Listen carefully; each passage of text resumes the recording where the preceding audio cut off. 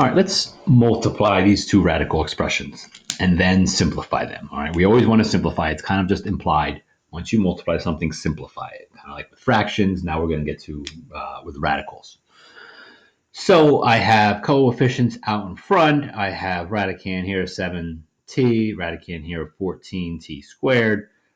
There's so many different ways and orders in which we could do this. What I like to do is I like to take my coefficients out front and just multiply them right away. So I'm going to have a 6 out in front, and I'm done with them. All right. What I now like to do, again, not telling you have to, but I like to split everything up. Eventually, maybe you won't need to do this, but just it helps the first time to see it. So I have root 7, I have root t, I already took care of the 3, I have root 14, and I have root t squared. All right. So now what I want to do is I want to kind of combine the things I can combine, meaning the constants with the constants, the variables with the variables. So I'm going to put these two together, root 7, root 14. I can multiply that 7 and that 14, and that actually gives me root 98. I could do t and t squared, but I want to notice something. All right, bear with me. I'm going to do a little sidebar here.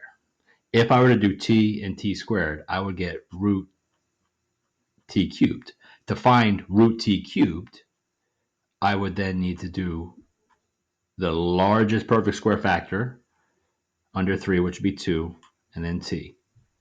That's what I have currently. All right. So I'm not gonna group them together to ungroup them. So what I can do, what I can note is that root t squared gives me just t. No radical, not root t, just t. All right. So I'm done with that. I'm done with that. I'm done with that. The only thing left I have now is root t. So I'm going to put root t. Okay. So now my line, I still have this 6 from the beginning. All right. This t, being that it's not a radical, not a radicand, I'm sorry, it's not under the radical, I can bring out in front. All right. So now I have 6t root 98 root t.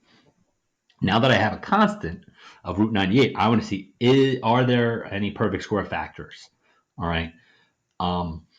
This might take a little bit of time. 4 doesn't go in there. 4 goes into 100, and that's 2 less, so that won't work. We could do 16. We could guess and check 16, 36. Since it's even, I'm going to skip 25. Well, not really skip 25, but since 25 doesn't go into it, I know that. And that leads me to 49. All right. I know that 49 times 2 gives me 98. So root 49, root 2, 49 is perfect square. This gives me, I'm going to bring down my 6t. I don't want to forget that. Okay, so I have my 6t times root 49 is 7. I now have a root 2 and a root t. Okay, I know there's lots of moving parts, lots of parts to this. So now out in front, I have a 6 times t times 7. I can rearrange that to just bring the 7 times the 6 to get 42t. And since both the root 2 and root t are under the radicand, I can multiply them together to simplify it to get root 2t.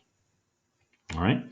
So the original 2 root 7t times 3 root 14t squared gives me, after I multiply them and then simplify them, I get 42t root 2t. Holy moly, that's a tongue twister right there.